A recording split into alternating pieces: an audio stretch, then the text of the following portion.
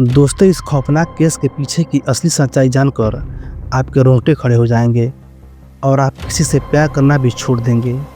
प्यार शब्द सुनने में जितना अच्छा लगता है और उसका एहसास उससे भी खूबसूरत होता है।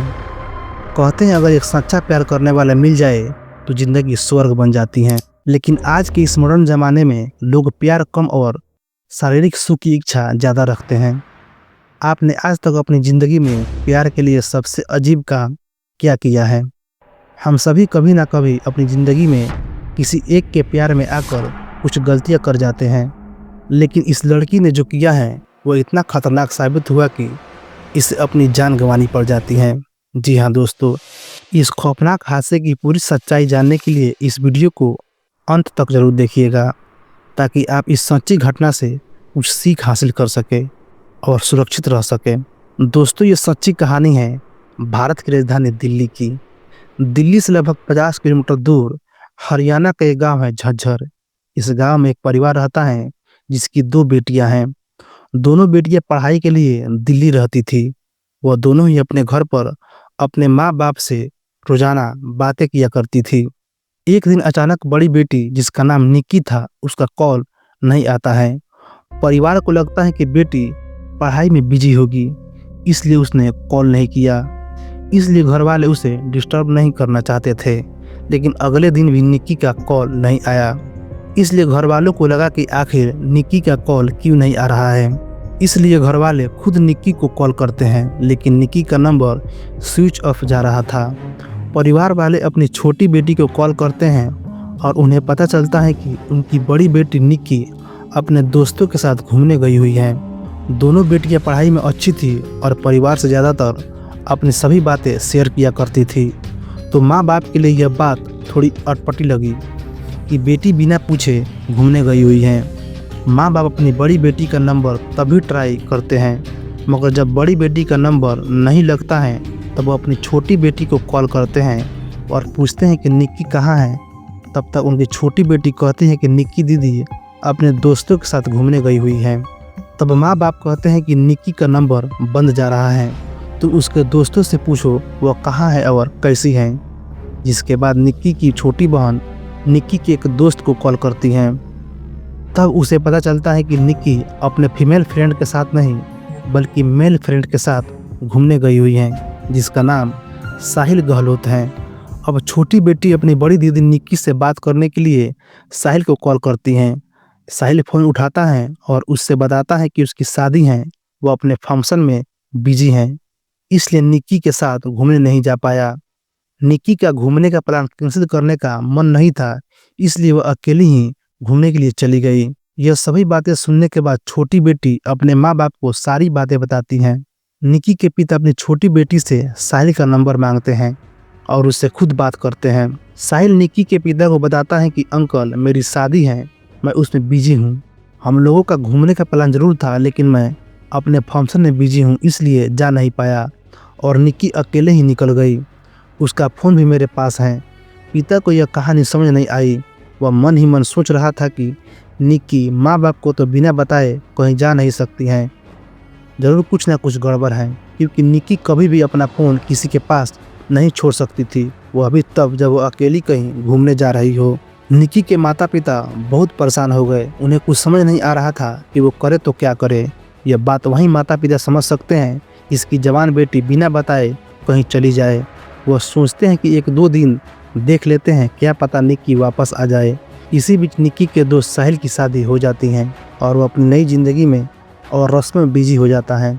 लेकिन अब 3-4 दिन हो गए और निक्की घर नहीं लौटती हैं। तो निक्की के पिता दिल्ली पुलिस में अपने एक जानकार से मदद मांगते हैं और उन्हें बताते हैं कि उनकी बेटी 3-4 दिन से गायब है। जिसके बाद दिल्ली पुलिस निक्की का फ़ोन ट्रेस करती है। तब निक्की के फ़ोन की लोकेशन एक ढाबे की आती है। पिता के लिए यह जानकारी बहुत ही अजीब थी, क्योंकि अब तक सभी दोस्तों से यह पता चल रहा था कि निक्की मसूरी घूमने के लिए गई हुई है। अब पुलिस उस ढाबे पर पहुंचती है, लेकिन वह ढाबा बंद था। पुलिस को कुछ समझ नहीं आ रहा था कि यह सब क्या हो रहा है। बंद ढाबे में एक गुमशुदा लड़की की मोबाइल की लोकेशन काफ़ी अटपटा लग रहा था। अब ज़रूरी हो गया था कि ढाबे के अंदर जाया जाए और थोड़ी जांच पड़ताल किया जाए।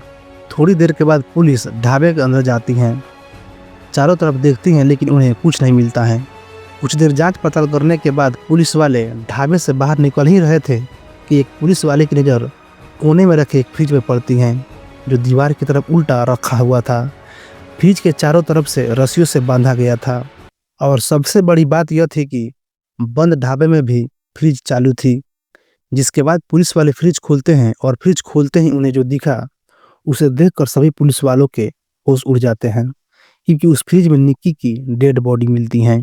अब पुलिस ढाबे से तुरंत घर के लिए निकलती है, क्योंकि उस ढाबे का मालिक साहिल था जो निक्की का दोस्त था। मगर जब पुलिस साहिल के घर पहुंचती है तो साहिल अपने घर पर नहीं था, वह वहां से भाग चुका था। कुछ समय बाद आखिर पुलिस साहिल का पता लगा लेती है। आपको बता दें कि 14 फरवरी 2023 के दिन पुलिस साहिल को अरेस्ट करती है और उसे पुलिस स्टेशन ले जाती है। पुलिस स्टेशन ले जाकर जब पुलिस साहिल से पूछताछ करती है तो साहिल कुछ बताने के बजाय बातों को घुमा रहा था।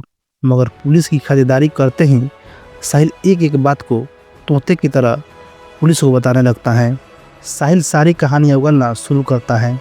साहिल ने माना कि निक्की को उसी ने मारा है। जब पुलिस ने साहिल से निक्की की हत्या करने की वजह पूछी तो साहिल ने बताया कि निक्की और वह दोनों 2.5 साल पहले शादी कर चुके थे, लेकिन यह शादी घर वालों से बिना बताए हुई थी।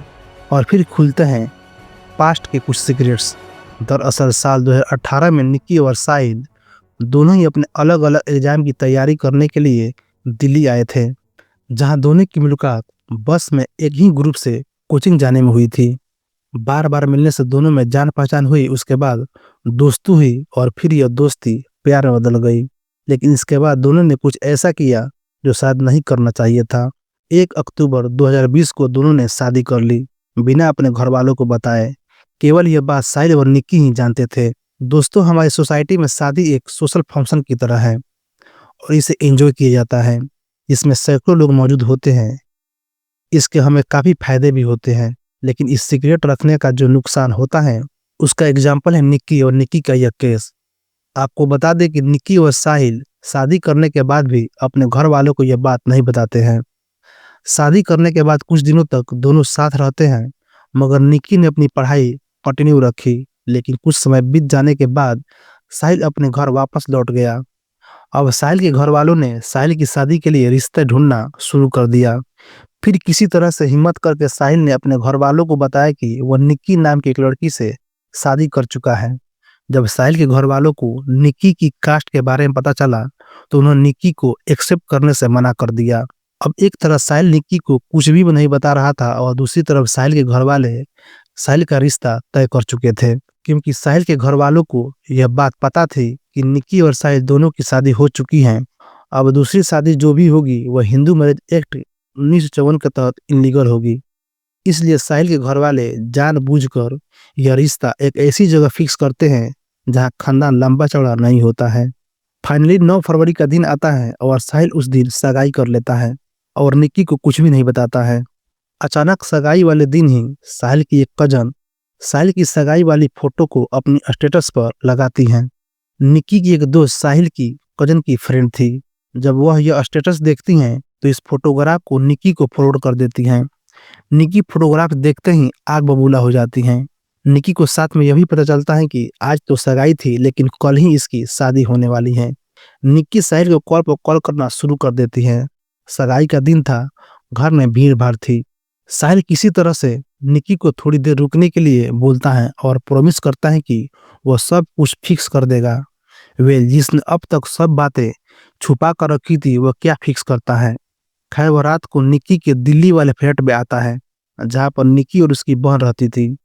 साहिल और निक्की लगभग दोनों 1:30 बजे से लेकर 5:30 बजे तक फ्लैट में ही रहते हैं। उसके बाद निक्की बैग्स लेकर साहिल के साथ निकलती हैं। निक्की का प्लान था कि साहिल को लेकर कहीं भाग जाने का। उस वक्त भी निक्की को लग रहा था कि साहिल उसका साथ देना चाहता है, बस वो अपने घर वालों से डरा हुआ है। इसलिए निक्की उसे कहीं दूर भाग जाने की सलाह देती हैं। निक्की साहिल के साथ गोवा भाग जाने का प्लान बनाती हैं, लेकिन फिर किसी वजह से गोवा का प्लान कैंसिल हो जाता है, जिसके बाद इन लोगों का हिमाचल का प्लान बनता है। जिसके बाद दोनों हिमाचल जाने के लिए बस पकड़ने के लिए बस स्टैंड साहिल की गाड़ी से ही जाते हैं। सबसे पहले दोनों निजामुद्दीन बस स्टैंड जाते हैं, फिर आनंद विहार जाते हैं वहाँ से उन्हें पता चलता है कि इस टाइम सिर्फ कश्मीरी गेट से ही उन्हें बस मिल सकती हैं। तो दोनों कश्मीरी गेट चले जाते हैं। बस स्टैंड के इतने चक्कर काटने के बाद सुबह होने लगती हैं और साहिल के घर से कॉल लगातार आने लगता है। इसी बीच साहिल टेंशन में आ जाता है और निक्की से मना करता है कि वह नहीं भाग सकता। लेकिन जब आप आगे की कहानी सुनेंगे तो आप भी हैरान हो जाएंगे। अब साहिल निक्की को कहता है कि मुझे घर वापस जाना होगा, घर से कॉल्स आ रही हैं। अब तक घरवाले की तरफ से साहिल को डरा हुआ समझकर निक्की साहिल का सपोर्ट भी कर रही थी और इस सिचुएशन से निकलने की सलाह भी दे रही थी।